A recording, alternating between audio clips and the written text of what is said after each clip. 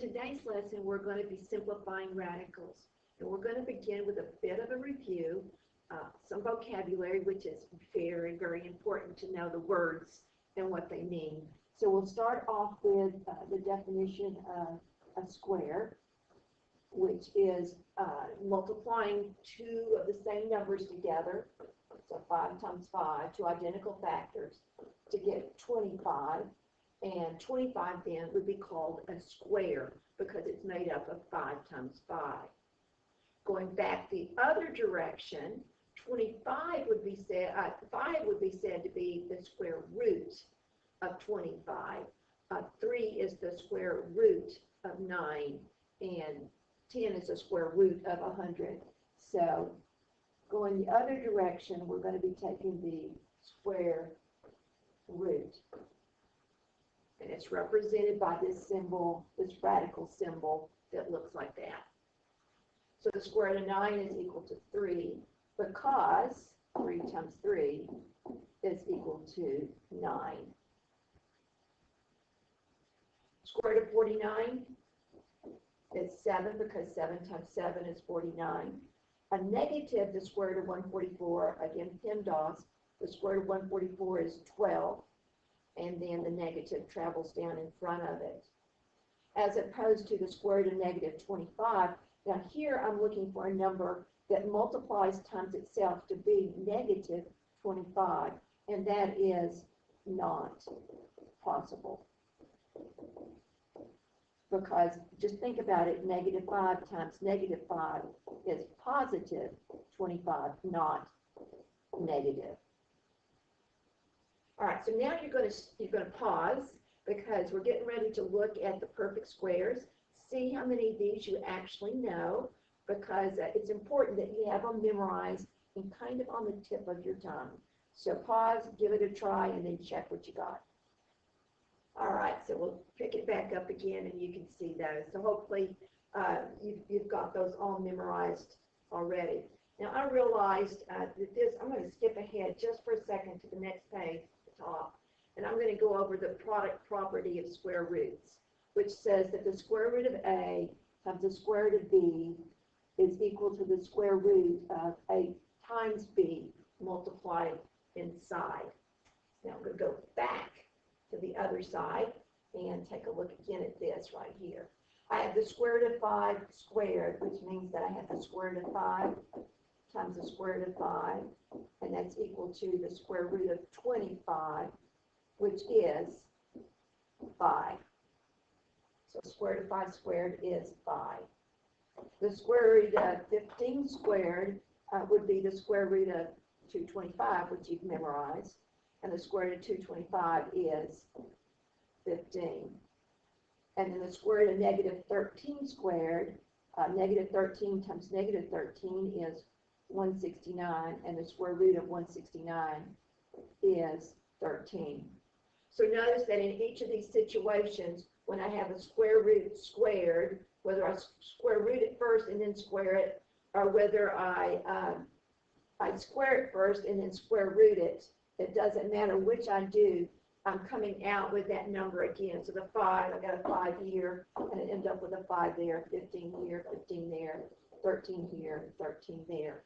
So the observation leads to the square root of n squared is equal to n, and the square root of n, then squared, is also equal to n.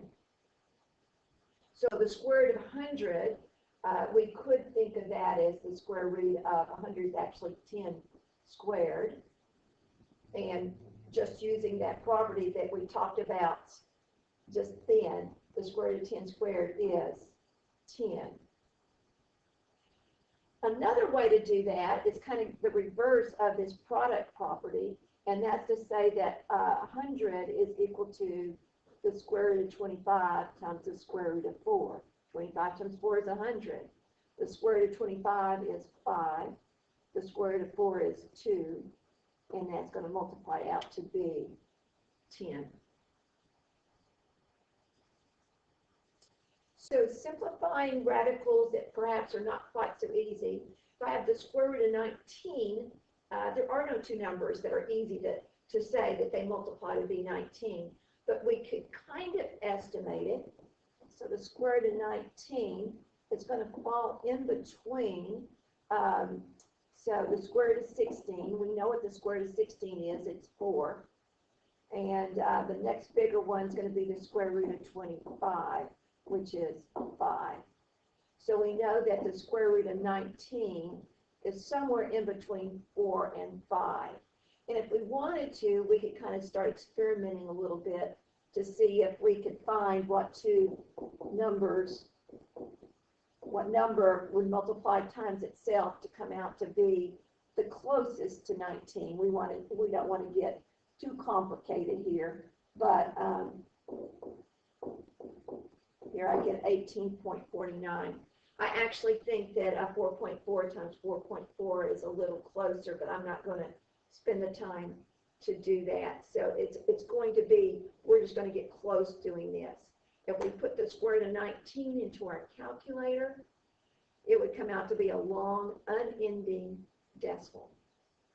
It'll round off in the calculator because the calculator can't go forever, but it would actually go forever. So here I have the square roots like the square root of 19 and pi cannot be written as a fraction, and their decimal representations are non-ending. They are said to be irrational numbers.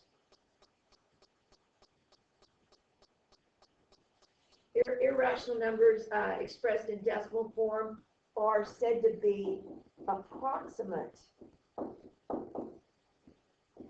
answers. So approximate, I'll write answers underneath here. Exact answers must be left as radicals. So the square root of 19 is exact, whereas whatever we get up there, 4.3976431 is approximate. No matter how many decimals we add on to the end of it, it's still approximate. All right, next page. Some more vocabulary. The whole thing, the square root of -2, is called a radical. So the whole representation, square root of 2. 2 is actually, the 2 itself, just the 2, is called the radicand.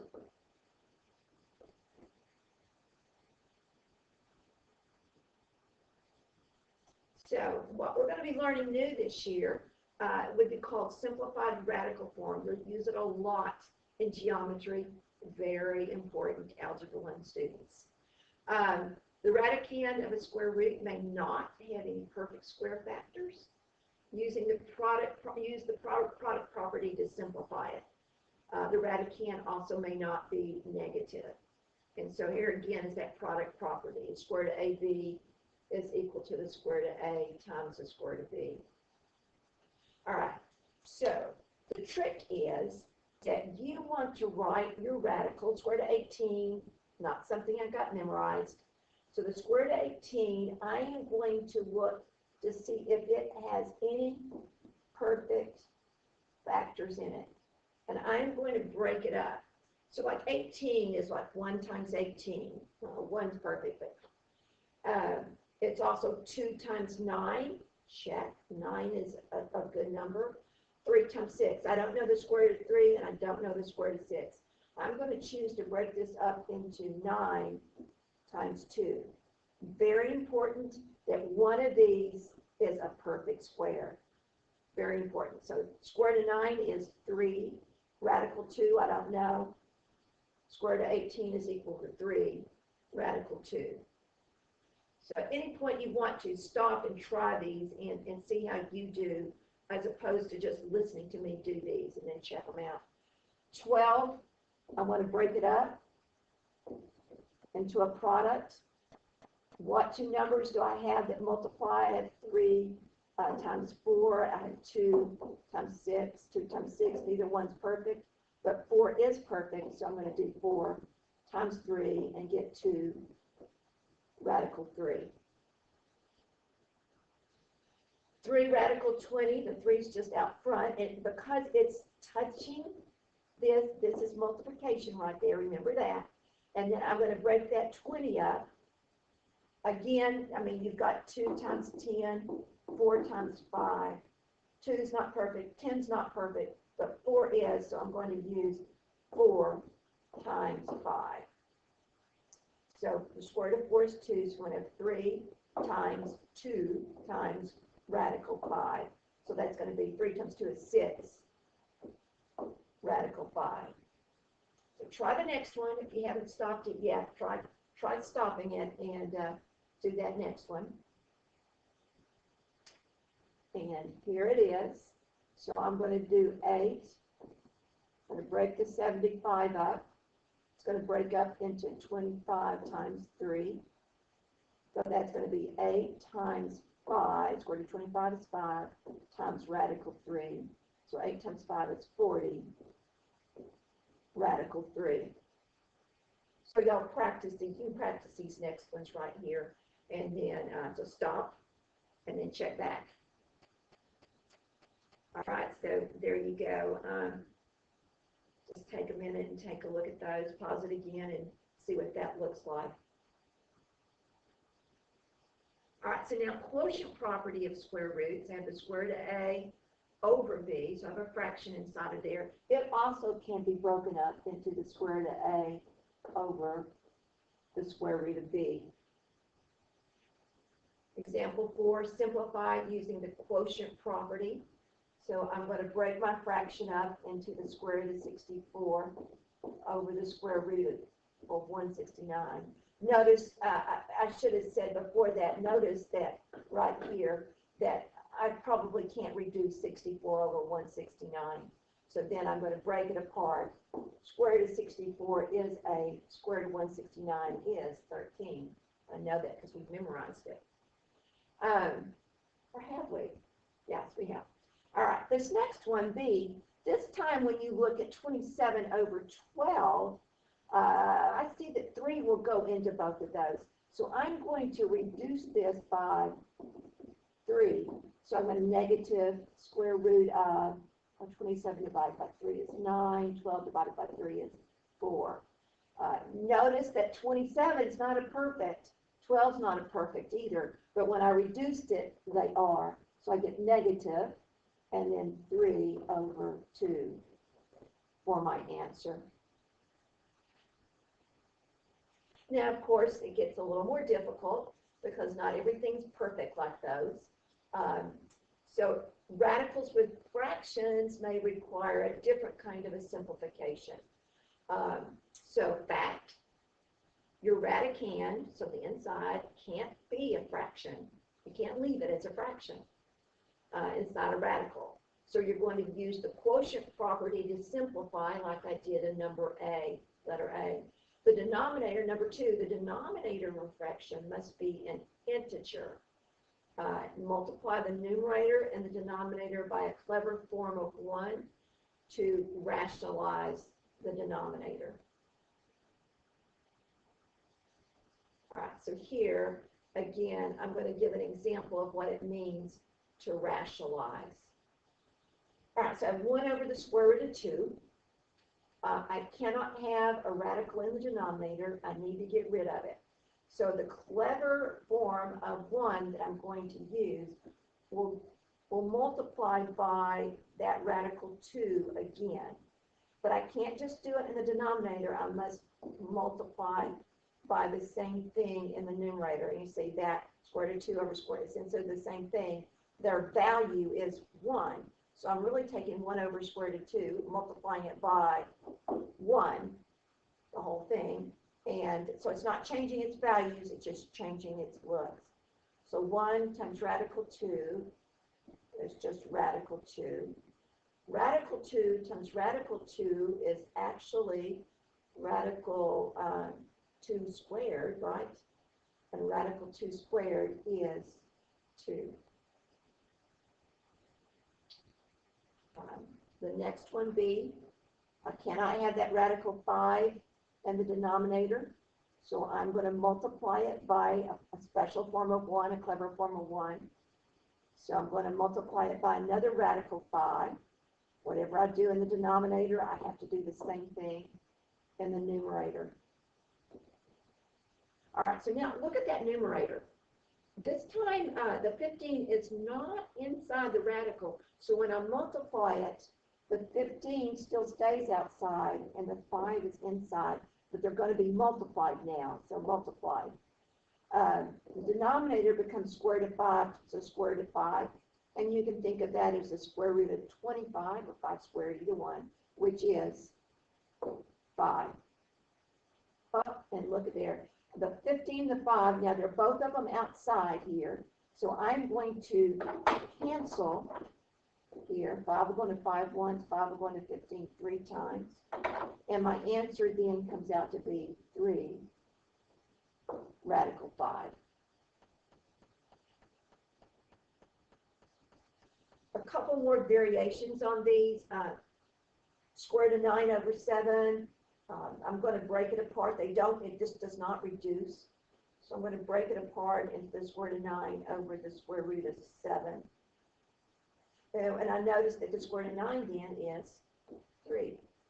And so now I have 3 over radical 7. So I want to simplify as much as possible. Do all the reducing that I can and simplifying that I can before I go, oh my, I still have that radical in the denominator. So I want to get rid of it by rationalizing, and I'm going to multiply by another radical 7. I need to do the same thing in the numerator so that I'm just multiplying by 1, and my answer comes out to be 3 radical 7 over 7. And the last one, the same situation. I'm going to break it up into the square root of 5 over the square root of 6. I can't have a square root of 6 in the denominator, so I'm going to multiply it by radical 6. Radical 6. My result, this time my square root of 5 and the 5 and the 6 are both on the inside, so I'll need to use that product property and multiply them and get the square root of 30 over square root of 6 comes square root of 6, square root of 36, which is 6. And I believe that does it for our notes today. We will do a lot of work with this in our next class.